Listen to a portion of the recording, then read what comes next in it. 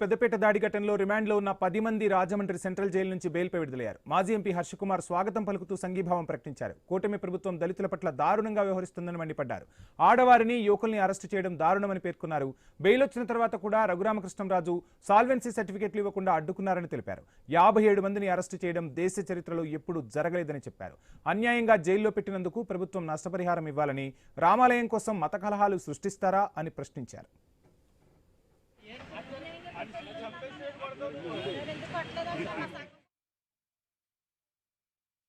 అధికారులకి ఆదేశాలు ఇచ్చి ఎస్పీ, కలెక్టరు, రఘురామకృష్ణరాజు ఈ ముగ్గురు కలిసి సాల్వెన్సీ సర్టిఫికేట్లు కూడా ఇవ్వకుండా వీళ్ళని అక్రమంగా 2 రోజులు బెయిల్ వచ్చినా సరే 2 రోజులు జైల్లో ఉంచారు. కాబట్టి ప్రభుత్వం ఏ రకంగా ఉందో మనకు అర్థమవుతుంది. ఒక తప్పుడు కేసులో ఇంతమందిని అరెస్ట్ చేసి, ఒక అటెంప్ట్ మర్డర్ కేసులో 57 మందిని అరెస్ట్ చేయడం దేశ చరిత్రలో ఎక్కడైనా ఉందా? మీరు అక్కడికి వెళ్ళండి, రామాలయం కట్టుకుంటే కట్టుకోండి.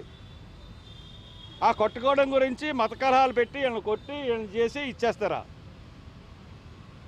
మరి ఇప్పుడు ఇంత జరిగిన తర్వాత వీళ్ళు కట్టడానికి ఎలా ఒప్పుకుంటారు? మీరు అక్కడ సమస్యల్ని చర్చల ద్వారా పరిష్కరించుకొని తప్పితే బలప్రయోగం చేసి సాధించుకుందామంటే మటుకు అది కుదరని పని.